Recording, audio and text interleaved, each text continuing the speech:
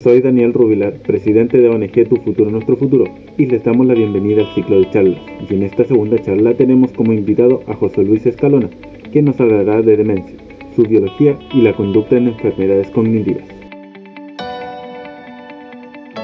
La demencia, si bien es una serie de trastornos de enfermedades complicadas, ya son bastante llevables si es que se encuentra la forma de poder mantener, de poder estimular el cerebro.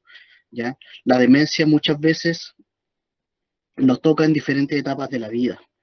Ya no es solamente el adulto mayor, que es a pesar de que es lo que nosotros vamos a ver más hoy en día. ¿Ya? Pero así como, bueno, yendo al contexto, así como vemos gente muy mayor que puede seguir con sus funciones plenas, ya hace poco el agente Topo, ¿no? Estuvo en el Oscar y casi se lo gana, ya le ganó un otro muy buen documental, pero en donde sacamos al final del día una de las tantas temáticas que se pueden prestar en la adultez mayor, como es el abandono, ya, pero sin embargo, habían casos para analizar, pero muy profundamente. Y no dejó de ser interesante, ya ver cómo es que estos abuelos, como por ejemplo Anthony Hopkins, que también ganó el último Oscar, ya, al mejor actor, y lo hizo ya a una edad bastante avanzada. Entonces muchas veces uno dice, ¿será realmente un tema de demencia? Porque esta gente a veces no le da demencia, será al azar, será genético, será conductual, ya será un tema de educación. Entonces, la idea es ver un poco qué es lo que ocurre acá. Por otro lado, así como hay abuelos o hay gente de muy avanzada edad, ya que no pueden tener nada, también puede haber gente joven a la que le dé demencia. Existe la posibilidad, ya sea por daños cerebrales, ya sea por accidentes, incluso genética. Existe una demencia que es una demencia juvenil, que se da poco, pero se da. Entonces, la demencia tenemos que quitar la idea de que es exclusiva del adulto mayor, a pesar de que en su mayoría sí lo sea. ¿Ya? Entonces, eso es algo a lo que también quiero abordar de igual forma. Entonces, demencia, nosotros esto lo vamos a dividir en tres partes, que era lo que aparecía en el flyer también. ¿Ya? La definición y la epidemiología, la neurobiología y los tipos, y las conductas y los cuidados. Nos vamos a centrar en esas tres partes de una forma lo más resumida posible. Voy a tratar de explicar un poco lo que son estos fenómenos, ¿ya? Y cómo tratar de cuidar, también dar unos pequeños tips que sea para poder entregarles algo para que ustedes puedan también aplicar en su vida, ¿no? Entonces, ¿qué es la demencia? La demencia tiene montones de definiciones. Hay algunos que lo confunden con un trastorno mental, hay otros que creen que es una enfermedad. Antiguamente se veía o se creía que era parte solamente de la psicología, ya, o solamente de la psiquiatría, cuando en realidad la demencia tiene muchas aristas. ¿Qué no es demencia? Por ejemplo, a propósito de lo que se ve todo el día en la tele, por ejemplo, esta teleserie de Demente no es demencia, ¿ya? ¿Por qué lo digo? Porque a veces se confunde lo que es demencia con otros trastornos. En este caso, se da a entender o se hace el juego para que el título suene más interesante, pero ahí ya estamos hablando de psicopatía y ya estamos hablando de otros tipos de casos, ¿ya? Pero la demencia tiene que ver más bien con una suerte de realidad donde las personas están perdiendo algunas funciones cognitivas y en el intertanto en que las pierden, ocurre muchas veces que se dan cuenta que las van perdiendo. Entonces, eh, corresponde tomar el abordaje necesario, el abordaje preciso al momento de hablar de este tipo de trastorno. Entonces, la demencia, para la OMS, por ejemplo, es un síndrome de naturaleza crónica o progresiva que se caracteriza por el deterioro de las funciones cognitivas. ¿Ya? Después vamos a ver cuáles son los dominios cognitivos, cuáles son las funciones cognitivas. ¿Ya? Más allá de lo que podría considerarse una consecuencia del envejecimiento normal. Cabe decir, se espera que exista un envejecimiento cerebral, se espera, ¿ya? Pero cuando llegamos a un punto en el que hablamos de demencia, hablamos de una pérdida de funciones que van más allá del simple envejecimiento. Por otro lado, ya el MinSal lo definió como una condición adquirida y crónica, caracterizada por un deterioro de diversas funciones cerebrales sin distinción de sexo y situación económica que se acompaña de síntomas cognitivos, psicológicos y cambios conductuales. Eso desde el punto de vista del MinSal, que es lo más actualizado que tenemos en Chile. Ahora, a fines de nuestra exposición vamos a llamar, y desde un punto de vista más bien médico, ¿ya? Vamos a hablar de la demencia como una pérdida de dominios cognitivos que pueden generar problemas en las actividades de la vida diaria. Ya más que eso, o sea, puede sonar muy simple la definición, pero en realidad esto significa que hubo pérdidas ya de funciones que no nos están dejando vivir. Y estos dominios cognitivos de los que vamos a estar hablando son principalmente la memoria, pero también el lenguaje, atención, habilidades visoespaciales, funciones ejecutivas, emociones, incluso podemos hablar de problemas sociales, ¿ya? Y también tiene que ver otros dominios como las mismas actividades de la vida diaria o la motricidad, ¿ya? La motricidad tiene mucho que ver con el desarrollo del cerebro, con el correcto desarrollo del cerebro. Entonces, una persona que se está moviendo ya tiene mayores posibilidades de poder enfrentarse mejor también a las demencias, ya así como una persona que lee, así como una persona que estudia, así como una persona que le gusta hacer ejercicios matemáticos, moverse también es una posibilidad. Ahora, dentro de lo que es la epidemiología, 35 millones de personas en la actualidad, hoy en día, poseen algún tipo de demencia. Y se cree que en el 2050 van a haber alrededor de 135. ¿Ya?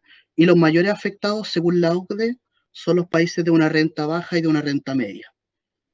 ¿Ya? Por lo tanto, se espera que se espera lamentablemente, ¿ya? Que cualquier tipo de deterioro cognitivo o de demencia pueda subir más aún en los países de renta baja y media. Nosotros en Chile somos vistos a nivel mundial, según la OCDE, como países de renta media alta, ya, por si acaso, se los digo, más allá de lo que esté pasando actualmente. Disculpa, José Luis, disculpa que te interrumpa. Sí, por supuesto. Sí, hicimos la tarea y preguntamos en un hogar de ancianos, un hogar de Sí, adulto mayor, y te doy al tiro de inmediato los datos que pudimos recabar. Dame un momento. Dame un momento. Ya, aquí está. Mira, les cuento, es un hogar de ancianos con 21 adultos mayores. Las sí, edades son entre los 97 o sea, desde los 76 a los 97 años. Hay 18 mujeres, 3 hombres. Y en total, como el caso es la charla de demencia, ellos nos prestaron, o sea, nos dieron la información y eran de los 21 residentes, 15 presentaban este trastorno, esta dificultad, este problema.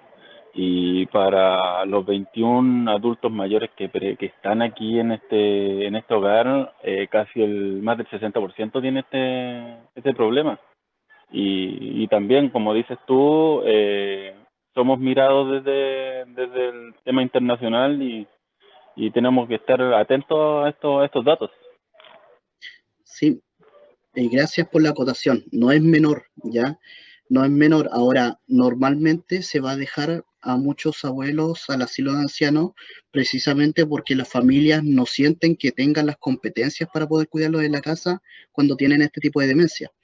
Y bueno, uno ve las cifras, ya que se las voy a mostrar luego en cuanto a porcentaje, y dice, oye, no son tan altas, pero se ven bastante fuertes en la realidad y que en realidad para un tema epidemiológico, que una enfermedad esté cerca del 13, del 15%, ya es una cifra preocupante, muy preocupante.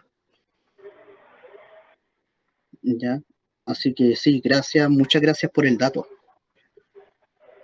Ya no te voy a preguntar qué hogar era, pero muchas gracias por el dato.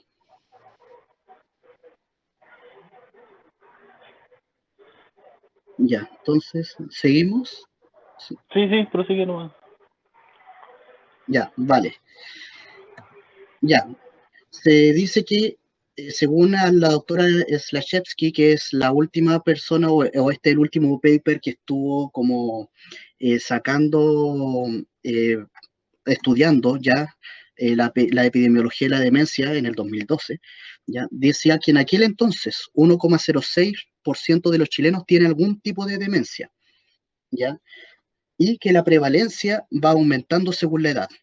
El deterioro cognitivo leve, que es lo que más se presenta o lo que se presenta primero, se define como esta pérdida de memoria que no alcanza a generar un problema en la vida real, ¿ya? Pero, sin embargo, sí está la queja, sí está la pérdida de atención, sí está esa pérdida de memoria, que todavía no es estigmatizante, que todavía pareciera que no es un problema, que todavía pareciera que es esa típica memoria del abuelito, ¿ya? Pero que se encuentra. Y estos problemas de memoria y este deterioro cognitivo leve está APP en un 7%, 7,1% de los mayores de 60 años. Esta cifra aumenta casi al doble a los 75 años y esta cifra prácticamente se triplica a los 85 años. En otras palabras, mayores de 60 años, un 7%, cercano entre los 60 y los 70, alrededor de un 7% ya está presentando síntomas que están relacionados con esta enfermedad, ¿ya? Mayores de 75 alrededor de un 13% y después de los 85 alrededor de un 36%, ¿ya? Esta enfermedad es una enfermedad que por tendencia suele ir primero por los adultos mayores. Y esto, bueno, vamos a ver que son distintas las causas, ¿ya? Pero principalmente para la que más estamos acostumbrados, que es el Alzheimer, por ejemplo, es por un tipo genético. ¿Que se puede combatir? Sí, ¿ya? Pero es por un tipo genético. Otro concepto que quiero desmitificar un poco es la demencia senil. La demencia senil, no sé cuántas veces ustedes lo habrán escuchado que se diagnostica a un adulto mayor por demencia senil. La demencia senil es más un constructo, ¿ya? Que una realidad. La demencia senil, primero que todo, los tipos de demencia son variados. Demencia senil quiere decir que hay un abanico de posibilidades y nuestro paciente podría estar dentro de una de ellas, ¿ya? Quizás por un tema de políticas públicas, porque en políticas públicas se habla del Alzheimer y las otras demencias, ¿ya? Entonces, si no lo diagnostican por Alzheimer, lo diagnostican por demencia senil. Pero se utiliza principalmente para describir esas enfermedades cognitivas que se encuentran dentro del constructo de la demencia, ya en donde una persona dice ya, este abuelito, este paciente está con demencia claramente, pero todavía no sé muy bien cuál. Y es que es bastante complejo definir un tipo de demencia y describirlo de otra, ¿ya? La demencia por Alzheimer, que es la más popular, que es la que se da en el 80% de los pacientes con demencia, tiene una muy, muy fina diferencia con un paciente con cuerpos de Lewy, que es otro tipo de demencia y que ocurren otras cosas a nivel del sistema nervioso. Entonces, cuesta diferenciar. ¿Ya? ¿Sí? ¿No?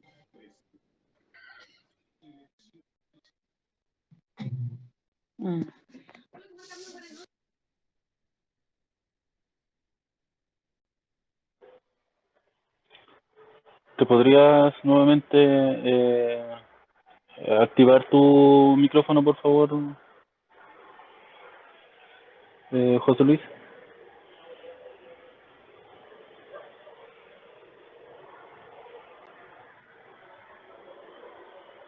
Ya, no sé por qué se desactivó. No sé por qué se desactivó. Estaba. No. Ya. Entonces me imagino que me había quedado en el PPT anterior. Tuvo que haber sido un problema de conexión. ¿Ahora se escucha bien? Eh, Sí, no, sí se escuchaba bien, lo que pasa fue unos segundos nomás que te silenciaste. Ah, qué raro. Ya, Sí. ya, vale, gracias. Ya entonces, ¿en qué estábamos? Ah, que el tema de la demencia senil, que son muchos los tipos de demencia senil, ya, que todos dependen de la causa genética que tuvo que haber estado o del accidente, porque demencia hay por accidentes, demencias hay por virus, ya, demencia hay por bacterias, etcétera, etcétera, etcétera. Dentro de los tipos de demencia, según las causas, tenemos todas estas, ya. Ahora, no quiere decir que las únicas causas sean estas, pero por ejemplo, el Alzheimer se genera por un problema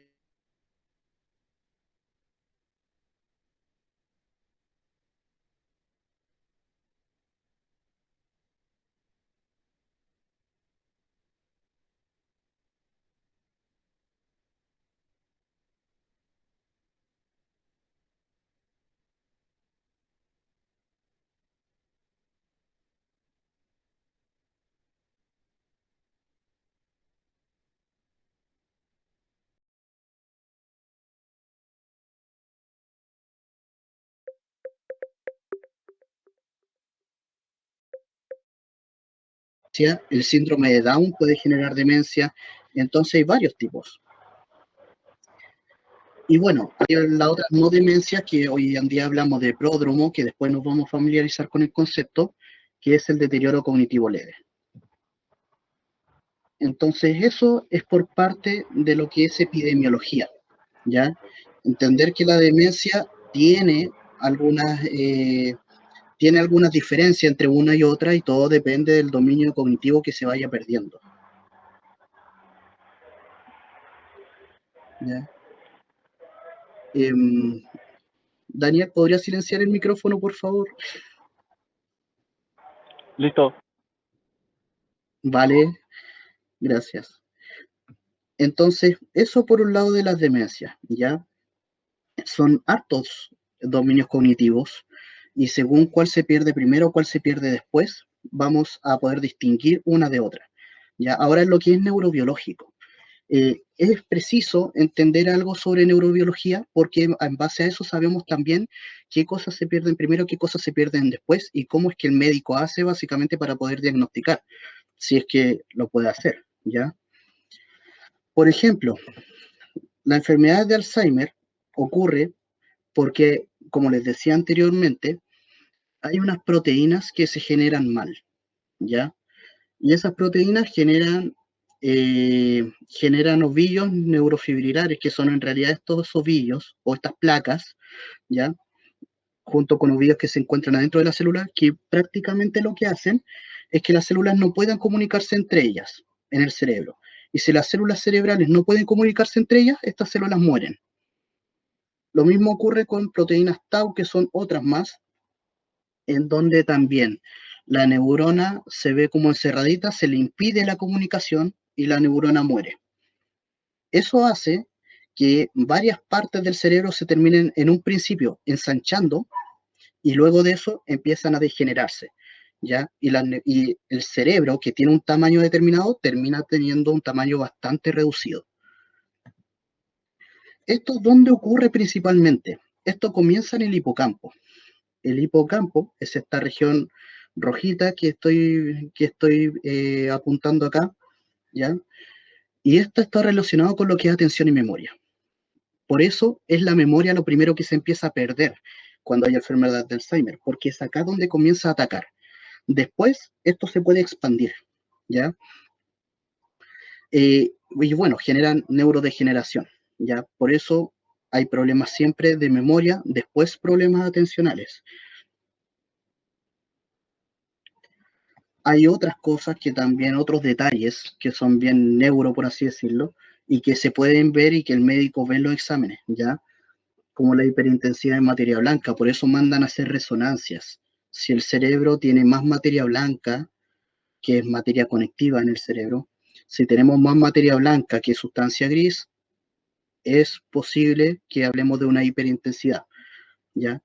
Y esto es lo que se puede detectar en base a un resonador, ya una resonancia magnética nuclear. Por otro lado, se ve el ensanchamiento del hipocampo, pero eso es mucho más complicado de verlo. Ya, principalmente lo que se hace es tomar una resonancia magnética nuclear, se hace pulsiones lumbares, porque esta proteína, que yo les decía en un principio, esta proteína queda en el líquido cefalorraquídeo, queda en el líquido que alimenta el cerebro, ¿ya? Por lo tanto, si se hace una pulsión lumbar, esta proteína se detecta. Y uno puede decir, ah, ya, la persona tiene Alzheimer. Es como lo más, es como la forma más fácil de poder diagnosticarlo.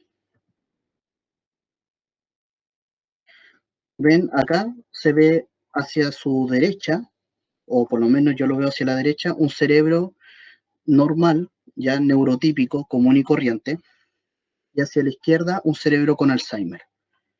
Ya, eso es lo que hace el Alzheimer.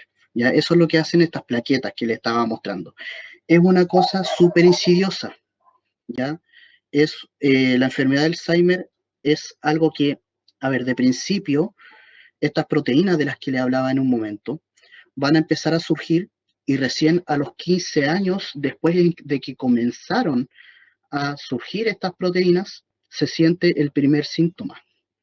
Ya, por lo tanto, es bastante insidiosa. Una persona no se da cuenta hasta que tiene los primeros síntomas. Y cuando tiene los primeros síntomas, ya el líquido cefalorraquídeo está lleno de beta-amiloides, está lleno de estas proteínas. Bueno, los signos clínicos, los más populares son problemas de atención y memoria, ¿ya?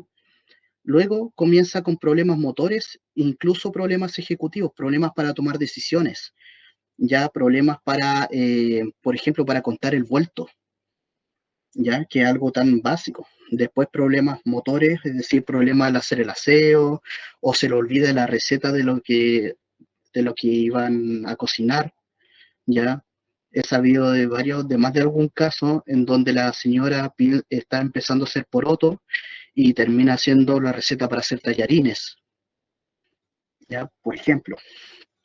O también al final, y ya muy al final, alucinaciones y problemas sistémicos varios. Y con problemas sistémicos me refiero a problemas de control de esfínter, ¿ya? Me refiero ya a problemas de agitación motora, ¿ya? Más que los problemas motores comunes. Problemas de vitamina B12, entre otros. Esa es una, ¿ya? Esto es lo que conocemos hasta el momento sobre Alzheimer, que es como lo más, clásico, lo que más se conoce, ¿ya? Es una instancia en la que psicológicamente igual la persona queda muy afectada porque hay momentos en que cuando empieza a tener problemas, ya, problemas ejecutivos, sobre todo problemas de función ejecutiva, esa persona como que se va durante un tiempo y después como que vuelve, ya, da esa impresión, como que la persona está totalmente ida un par de horas, después vuelve un rato, es quien era y después se va de nuevo. Esto es cuando ya está en una etapa en donde entran los problemas de la función ejecutiva, ya. Y de esa forma, bien insidiosa, pero repentina, comienza a avanzar la enfermedad de Alzheimer. Pero esta no es la única, ya yo les dije que íbamos a hablar de 3 principalmente, porque existen muchísimas. Disculpa, José Luis. ¿Sí? Quería hacerle una consulta a los que están mirando esta pantalla. Sí, si pueden, si quieren, si tienen alguna pregunta, la hagan llegar por chat o de manera por voz. Así podemos conversar un poco sobre el tema. También hacerle la pregunta si ustedes han tenido algún pariente o alguien cercano que haya tenido esta enfermedad. Y yo quería hacerte una consulta. Sí. Por mientras esperamos que algunos de los que nos escuchan, que nos ven, tengan alguna pregunta. ¿Tienen alguna ayuda por parte de los consultorios estas demencias o en este caso la enfermedad de Alzheimer? Mira, el plan hasta el momento, el plan para Alzheimer y demencias incluye una ayuda, por lo menos por lo menos en lo que se ve o lo que he visto en los programas, incluye una ayuda que son exclusivamente el diagnóstico y el tratamiento farmacológico, ¿ya? Muchas veces ocurre de que no hay mayor concientización sobre todo lo que se necesita para poder tratar una enfermedad de Alzheimer, ¿ya? U otra demencia. Pero lo que se hace, por lo menos lo que cubre esta ayuda, es en el consultorio se puede hacer el diagnóstico y en el hospital, ya en los centros de atención, o sea, los centros de atención más avanzados, pueden hacerse los tratamientos farmacológicos. Esa es la ayuda, ya eso es lo que cubre el gobierno. No cubre mucho más de Ya. eso, tampoco cubre menos. ¿Ya? Esta es una de las preguntas que aparecieron en el formulario que le mandamos a cada uno de ustedes. Uh-huh. Y creo que sí, prosigue nomás. Voy a silenciar el micrófono para que sigas. Bueno, pero siguiendo aprovechando la pregunta, ya que le agradezco bastante, uno de los temas de los cuales lamentablemente es el cuidador el que se termina haciendo cargo, ¿ya? Es la estimulación cognitiva, que la vamos a ver al final, ¿ya? Pero esta estimulación cognitiva es esencial. No se trata solamente de medicamento al momento de tratar el Alzheimer, ¿ya? Pero el tratamiento es complejo, primero porque hay pocos especialistas, ya los neuropsicólogos clínicos no son muchos, que son las personas que hacen este tipo de trabajo, y segundo porque derechamente no está visto, ya según varios de estos investigadores, la misma doctora Lachevsky, que es la persona que hace la epidemiología acá en Chile, se menciona que acá no existe una política pública, sí existe un plan de demencia, ya existe un plan para el abordaje de la demencia, pero no existe una política pública que se encargue de la demencia. Por lo tanto, la ayuda acá consiste en eso, en tratamiento farmacológico. Ahora, lo que son las otras dos más conocidas, ¿ya? Son la enfermedad de Parkinson, que en realidad, en este caso vamos a hablar de la demencia por Parkinson, no de los síntomas motores necesariamente, y de los cuerpos de Levy, que funcionan de forma similar al Alzheimer, pero tiene algunas diferencias. En el caso del Parkinson es más notoria la diferencia, sobre todo si es que hablamos de aquel Parkinson que genera efectivamente problemas motores, ¿ya? En el caso del Alzheimer dijimos que ocurre el problema en el hipocampo, principalmente. En el caso del Parkinson, los problemas ocurren en unas zonas muy básicas del cerebro que están justo al medio, ya que se llaman ganglios basales. Y estos ganglios son los que ven el tema del movimiento. Por eso el primer síntoma ya del Parkinson, o el más conocido, es el tema del movimiento. ¿Ya? Son estos movimientos, estos problemas de movimientos que son incontrolables. ¿Y eso por qué? Porque histopatológicamente, o sea, lo que ocurre a nivel molecular, ¿ya? Es que se forman estos pequeños cuerpos. Esto se mete dentro de una neurona y básicamente la destruye por dentro, ¿ya? Estas proteínas se llaman alfa-sinucleínas, y cuando se juntan muchas y generan un cuerpo más grande, terminan obteniendo el nombre de cuerpos de Levy. Por lo tanto, tanto el Parkinson como la demencia por cuerpos de Levy tienen la misma proteína, el mismo problema de raíz, un problema genético. Y estos cuerpos, ya estas alfa-sinucleínas comienzan a destruir parte de los ganglios basales. Y ahí es donde el cuerpo empieza a perder toda coordinación. ¿Ya? En el caso del Parkinson, lo clínico, ¿ya? Es que primero hay problemas de movimiento y faltas de tono. Falta el tono muscular, de repente ya está moviendo todo el brazo, o por el contrario no puede mover nada, porque resulta que el músculo a la persona siente que le falta fuerza, y eso es pérdida de tono. Tiene síntomas negativos, como pérdida de funciones de memoria, porque esto puede extrapolarse al hipocampo, puede extrapolarse al resto del cerebro. Puede tener problemas de lenguaje, ya alguna afasia, o puede tener problemas en los controles de impulso. El Parkinson, a diferencia del Alzheimer, se destaca mucho por la agresividad. el cuerpo de Levy peor todavía, ¿ya? Y al final termina teniendo alucinaciones. Entonces, el Parkinson comienza como un síntoma netamente motor, pero si no se trata, termina generando alucinaciones y ya esa es una etapa crítica para la persona. Acá pueden ver el cerebrito cómo está en su estado más sano, luego cómo comienza el Parkinson con los primeros síntomas, ya después de los primeros síntomas, y en el peor de los casos al final. Por otro lado, los cuerpos de Levy son parecidos, ¿ya? Porque molecularmente tienen la misma causa, pero los lugares donde afectan estos cuerpos tienen que ver más con la corteza cerebral. En la corteza, ¿qué es lo que ocurre? La corteza es la parte en donde tomamos nuestras decisiones, sobre todo la corteza frontal, ¿ya?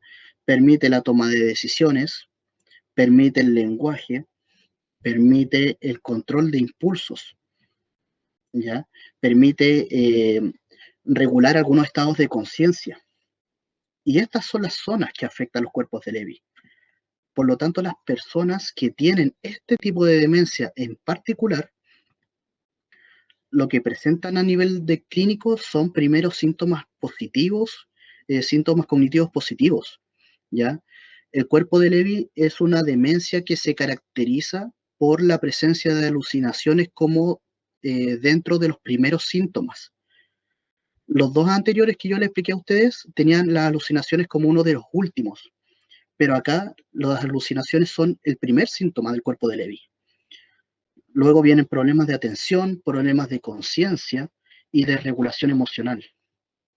Y en general todo lo que es problema emocional también es muy característico de una demencia de cuerpo de Levy, ¿ya? Un abuelito que está, o una abuelita que tienen mayor cantidad de alucinaciones, ¿ya? Y que al mismo tiempo se les dice cualquier cosa y anda más irritable que otros días o de un minuto a otro, anda mucho más irritable de lo normal, ya podríamos estar empezándonos a preocupar si es que junto con eso hay otras pérdidas como pérdida de atención, también pérdida en el lenguaje. Luego tiene problemas motores, ¿ya? Después de las alucinaciones comienzan el parkinsonismo. A diferencia del Parkinson, que primero era el movimiento, la alucinación al final, acá es todo al revés, ¿ya? Como pueden ver, igual es súper complejo poder diagnosticar de forma clínica exactamente la demencia de la que estamos hablando. Y se tratan distintos, ¿ya? Son distintas formas de tratarlo, son distintos medicamentos. Entonces ahí es donde va la complejidad. Y al final termina teniendo problemas de equilibrio y enuresis y encopresis. Ya, enuresis y encopresis son los problemas para controlar esfínteres.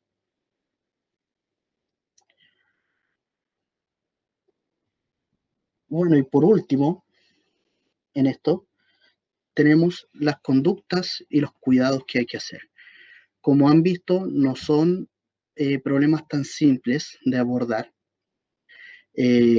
pero se pueden hacer muchas cosas en la casa. Se pueden hacer muchas cosas aparte del medicamento, ya aparte de ese darse cuenta que nosotros, porque a veces uno no se da cuenta al momento, ya, y muchas veces no tiene por qué. Estas enfermedades son sumamente insidiosas, como les digo, van progresando durante años antes del primer síntoma, pero sí hay cosas que podemos cuidar. Ya, primero, hay que tener muy en cuenta clínicamente las actividades de la vida diaria. Las actividades de la vida diaria se dividen en básicas, instrumentales y avanzadas, ¿ya?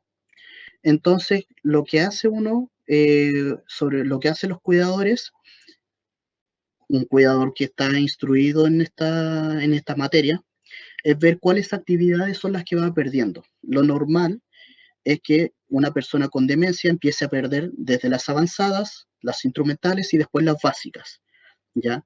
Primero ocurre el aislamiento, ya primero ocurren las faltas o los problemas en la educación, en el caso de que no se trata de una cosa de interés, sino de que ya pierde, por ejemplo, una persona que lee siempre, y ya de repente se le confunden las letras, ¿ya? Ese tipo de cosas. Luego hay problemas instrumentales, cuando ya la persona no puede ir a comprar porque se le olvida el vuelto o no sabe contar el vuelto, ¿ya? O el cuidado de mascotas, ya no se puede sacar al paciente con el perrito, cosas así, o ya no puede esa persona hacer su propia cama, ¿ya? Ese tipo de ejercicio estamos hablando como actividades instrumentales. Y ya después las básicas son el aseo, la vestimenta, el control de esfínter. Ya estamos hablando de un abuelito que no se puede bañar, un abuelito que no puede hacer su propio aseo, ya me refiero al aseo, eh, me refiero, ¿cómo se llama? Sí, me refiero al propio baño, que él ya no se puede vestir solo, ya, y que ya tiene que acompañarlo para ir a hacer sus necesidades. Entonces, de esta forma va progresando. Y uno ahí tiene que estar atento entre cuáles de las actividades de la vida diaria son las que se van perdiendo. Existen pródromos también, ¿ya? Cosas en las que podemos estar atentos. Por ejemplo, como pródromo se refiere a cualquier estado, ya a cualquier enfermedad, llamémosle en este caso, que se encuentra antes, ya, o se encuentra como si fuera un síntoma de que algo más va a venir, en este caso, de que puede esto conllevar a una demencia, ¿ya? Por ejemplo, el deterioro cognitivo leve siempre, o sea, suele ser un pródromo de demencia por Alzheimer, donde en el deterioro cognitivo leve, que es diagnosticable ya con facilidad por cualquier neurólogo, este deterioro cognitivo leve presenta una leve pérdida de memoria, pero sin afectar ninguna de las actividades de la vida diaria, ¿ya? Ninguna de las cosas que anteriormente les dije. No tiene biomarcadores conocidos porque en esta etapa no se sabe todavía si es que hay beta amiloides, no se sabe todavía si es que hay alfa-sinucleína, no se sabe si hay un tema proteico en general. Y bueno, un 25% de las personas con este deterioro cognitivo suele terminar en enfermedad de Alzheimer, ¿ya? Por lo tanto, cuando una persona está en deterioro cognitivo leve, lo que hace el neurólogo es, o el neuropsicólogo, ¿ya? Es, aparte del medicamento, buscar la estimulación cognitiva o educar al cuidador para buscar la estimulación cognitiva inmediata. ¿Para qué? Para evitar el avance a una demencia. Y esto se puede medir incluso con test de screening neuropsicológico, ¿ya? Para los que estudiamos psicología, esto se puede ver a partir de test de screening, ¿ya? A partir de una escala, como por ejemplo el MoCA. El MoCA es como uno de los mejores tests para poder distinguir un deterioro cognitivo leve. Por otro lado, existe uno que es un poco más rebuscado, que es realmente nuevo, ¿ya? O sea, que viene siendo definido hace mucho tiempo, pero se ha visto que es relativamente nuevo como pródromo de una enfermedad de Alzheimer o de una demencia cualquiera. Esto es el trastorno de conducta del sueño REM, ¿ya? Esto, a ver, quiero explicarlo de la forma más sencilla posible. Nosotros tenemos una parte del sueño en la que movemos mucho los ojos. Eso es lo normal. Todo el mundo mueve los ojos de esa forma. Eso le llamamos movimientos oculares rápidos, ya que está la sigla MOR. Pero estas personas lo mueven demasiado. ¿Y qué ocurre? Que esto genera una actividad cerebral exagerada. Nosotros normalmente en ese sueño, ya, solemos soñar con imágenes, solemos soñar el contenido que sea del sueño, ¿ya? Sean pesadillas o cualquiera sea. Pero resulta que las personas que tienen este trastorno, de forma muy frecuente, suelen tener sueños de contenido muy violento, ¿ya? Suelen soñar con matanzas, suelen soñar con masacres, suelen soñar con crímenes, en general con muchas cosas de las cuales esas personas se tienen que defender, y eso es muy frecuente. Ya estamos hablando de que puede darle unas 3 veces por semana.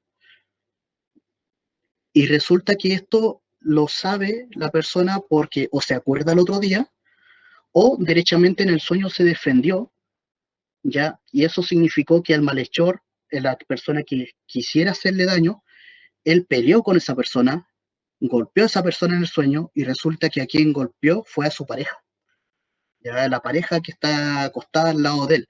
Entonces las primeras quejas que muchas veces llegan por el trastorno del sueño es porque la pobre pareja está toda machucada, básicamente está toda golpeada, porque esta persona que tiene este trastorno de conducta de sueño se defendía en el sueño, ¿ya? Y esto se diagnostica en una polisomnografía. Hay algunas clínicas que tienen posibilidad de hacer polisomnografía, hospitales creo que también, pero no la atención primaria, ya los hospitales. Y estos pueden hacer este tipo de exámenes. Y recientemente salió que esto podría estar relacionado con algún tipo de demencia. Ahora, tratamientos. ¿Qué es lo que tenemos en tratamiento? Lo farmacológico, que es lo clásico. ¿Ya? Lo farmacológico que solo lo puede hacer el médico, el neurólogo, el psiquiatra. Pero también hay estimulación neurocognitiva, ¿ya? Esta estimulación puede ser, por supuesto, hay ejercicios que son mucho más específicos que otros, hay ejercicios que funcionan mucho mejor que otros, pero la estimulación neurocognitiva en parte se puede hacer en casa, ¿ya? ¿Y qué cosas podemos ver en casa? Si vemos desde los dominios cognitivos, ¿ya? Por ejemplo, para la orientación y la atención, que es uno de los dominios cognitivos, es decir, que la persona pueda orientarse en el espacio y pueda atender distintos conceptos, tenemos los laberintos, cosas tan simples como esas, ¿ya? Que acostumbremos a las personas a jugar. Antiguamente los juegos que salían en el diario, todos esos juegos generan una estimulación cognitiva. Y el tema de orientación y atención a partir de un simple laberinto o de ese tipo de juegos ya nos puede ayudar bastante. Disculpa, José Luis, ¿puedo hacer una ¿Sí? acotación? Uno de los juegos ¿Sí? también que eran importantes en este tema, que es la orientación y atención, no sé si se acuerdan de Buscando a Wally, creo que se llamaba, Sí, que era estupendo. encontrar un personaje de color, o sea, con polera roja, franja blanca, dentro de un, no sé, de un dibujo con muchas, pero muchas distracciones. Sí, es realmente estupendo, sobre todo para la atención ese juego, ya buscando a Wally. Realmente muy bueno. ¿Ya? Ahora, por otro lado, la memoria. La memoria, volver al álbum de fotos muchas veces, estar con el abuelito, estar con la persona que estamos cuidando, mostrarle la foto, te acuerdas de esta persona, te acuerdas de esta otra persona, ejercitar la memoria. ¿Ya? Muchas veces eso se puede hacer a través de los recuerdos emotivos, sobre todo cuando esta persona se da cuenta que está perdiendo la memoria. Ahí es el momento en que uno tiene que usar este tipo de herramientas. Otra cosa, ¿Ya? ¿Sí? sí, te quería interrumpir nuevamente, disculpa. Sí, dale Otra nomás. de las herramientas también, como dijiste, es el tema de la memoria. La memoria fundamental o la memoria de sucesos que pasaron hace años y que constantemente se van conversando, se van hablando, más queda en la memoria de las personas que presentan estas dificultades o en los adultos mayores en general. Van a repetir estos acontecimientos y, y va a ayudar a poder recordarlos nuevamente para que eviten la pérdida de memoria.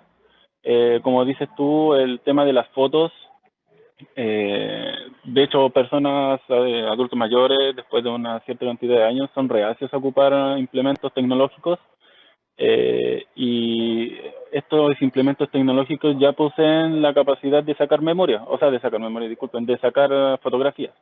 Y estas mismas Claro, fotografías a ellos no les gusta mucho porque no son perceptibles, no son tocadas por ellos mismos. Por eso se sienten un poco más eh, como reacios a tener estos contactos con dispositivos así. Y una de las herramientas que se utilizan en el proceso de tratamiento para estas personas son la de los familiares. Directamente, como bien lo dices, hay tratamientos que son exclusivamente desarrollados para ver el tema de la fotografía, en la descripción. También se trabaja aquí con temas de atención, qué vestía, quién era, cómo era, y así se va ampliando esta comunicación que también se pierde con ellos. Me Exacto, voy a silenciar. sí. Ya, sí, no, pero muy buena acotación, ¿ya? Y otra cosa importante, no dejarlos solos mientras están viendo fotos, ya siempre estimularlos, tiene que estar uno también con ellos, ¿ya? No se trata de dejar a la persona ahí y dejarla con el ejercicio y que lo haga solo, ya eso también es importante. Es súper importante esa parte que es afectiva, pero que puede vincular con esos procesos cognitivos. Ahora, las funciones ejecutivas. Aquí uno pone, bueno, el clásico ajedrez, ¿por qué? Porque las funciones ejecutivas en general son funciones que están muy ligadas al lóbulo frontal. Este te permite tomar decisiones, ya permite el control de algunas emociones y permite distinción entre, o discriminación entre estímulos. Por lo tanto, en general, cualquier juego, sobre todo los juegos de mesa, que ayuden a la toma de decisiones de la persona, ya funciona. En este sentido, el ajedrez es bastante bueno porque tiene bastantes reglas, ya que están como bien normadas y uno tiene que decidir en base a ellas, pero cualquier otro juego de mesa que tenga características similares puede funcionar. Ya desde un ludo en adelante, yo me refiero, por supuesto, a este tipo de juegos que cosas que uno tiene en la casa, ¿ya? Siempre uno busca algo así para gastar los recursos que tenemos nosotros en la vida cotidiana. En el lenguaje, bueno, difícilmente va a haber algo mejor que leer, o sea, el hecho de leer es una estimulación cognitiva por excelencia, no es solamente para el lenguaje, ¿ya? Atención, memoria, muchas cosas se ven con el tema del lenguaje, ¿ya? Pero lo principal es que una persona no deje de leer, los abuelitos leen mucho el diario, algunos todavía, ¿ya?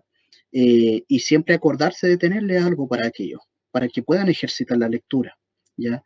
Ahora, también sirve mucho, por ejemplo, esas tarjetas, hay unas tarjetas que son de estimulación, que se usan mucho en niños, pero en estas etapas también sirven, en donde una tarjeta tiene el objeto y la otra tiene el nombre del objeto.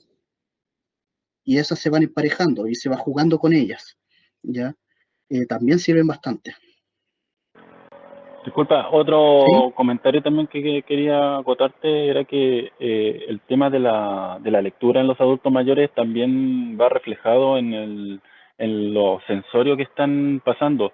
Ellos a la larga presentan dificultades en la vista y eso dificulta aún más el tema de la lectura. En estos casos, para las personas que quieren también ayudar en este tema, adaptar libros, adaptar el texto hacia el adulto mayor por lo mismo, por temas de que no ven, de que ya la dificultad de la vista se presenta con mayor razón si ya son pasados los 70, 80 años. Sí. Muy buena acotación, muy buena acotación. Es cosa de pillar de repente un cuento en internet y agrandar la letra. Ya, es algo tan concreto como puede ser eso. Hacerlo adaptable. Ya, sí, muy buena acotación. Ya. Por otro lado, hay cosas que solamente se pueden hacer de una forma. El cálculo, la aritmética, ya es una forma de estimulación. El cálculo es importante, una de esas funciones cognitivas que muchas veces no solemos utilizar tanto en la casa, ¿ya? Pero que, por ejemplo, el cálculo del vuelto, ¿ya? Ahí se está ejercitando, ya que el abuelo no deje de ir a comprar y que uno lo esté acompañando, por supuesto, que no deje al abuelo solo, ¿ya? Pero los ejercicios matemáticos básicos pueden funcionar para mantener el cerebro ejercitándose, ¿ya? Y las praxias. Praxia significa cualquier movimiento que sea práctico para la persona, estimular el sistema motor. Una de las cosas que está muy asociada con el tema de las demencias en general son los problemas motores. De hecho, se está estudiando hoy en día que el síndrome de fragilidad puede ser un pródromo también de enfermedades de Alzheimer, no necesariamente de Parkinson solamente. Y básicamente mantener los músculos fuertes de estos abuelos a través de las caminatas, aunque sean cortas, ¿ya? Y no solamente a través de eso, sino también estimulación oculomanual, es decir, que la persona se pueda tocar su nariz, ya ejercicios en donde se le ponga un objeto en un lado y el abuelo tenga que ir a tomarlo, ya que son ejercicios muy oculomanuales. Esos ejercicios ayudan bastante, mantienen las praxias y mantienen ciertas partes del cerebro, ya como son el lóbulo, la corteza motora primaria y el área premotora, ya que son áreas que terminan, al igual que los ganglios basales, que son áreas que terminan con muchas dificultades después de esto. ¿Ya? Ahora, otro tema, que esto es tema ya para otro momento, ya como que lo quise poner, pero es para otro momento, que también no hay que mirarlo en menos. ¿Qué pasa con los cuidadores? Los cuidadores son todo un tema en este sistema, ¿ya? Porque los cuidadores al final generalmente ocurre mucho en las familias de que termina siendo un solo el cuidador. Puede haber una familia de unos 8 hermanos y termina siendo una sola persona la que cuida. Entonces, bueno, acá ocurre mucho que hay falta de compañía, falta de tiempo para sí mismo y sobrecarga, las fatigas mentales, los problemas de salud. Ya, normalmente lo que se pide es que esto no quede todo en solamente un cuidador, porque el cuidador también necesita tiempo para sí. ¿Ya? De hecho, en España, y lamentablemente digo en España, hay bastantes programas para el autocuidado del cuidador. Ya quise poner esto acá porque me pareció bien interesante de que existan este tipo de flyers que acá en Chile normalmente no existen, ¿ya? Porque nos enfocamos, y esto puede ser una crítica, y para eso existen ONGs como esta, ¿ya? Porque resulta que por parte del Estado muchas veces no existen estas visiones en donde nos hagamos cargo de todo el sistema, ya nos hagamos cargo de todas las personas que están cuidando acá. Entonces me parece buena idea seguir en algún momento, y esa es siempre una crítica que se da, seguir un poco los ejemplos de afuera, ¿ya? Los cuidados del cuidador se dan en estos 7 pasos. Yo la verdad es que los iba a escribir porque lo había encontrado en un paper, pero lo encontré lo preferí poner así, ¿ya? Preferí poner esto derechamente. Que son cosas tan simples como hacer ejercicio, organizarte para descansar, ya para tener hobbies. El hobby es súper importante para el autocuidado. Si usted tiene un hobby, no lo abandone. Trate de organizar el tiempo, pero no lo abandone, ¿ya?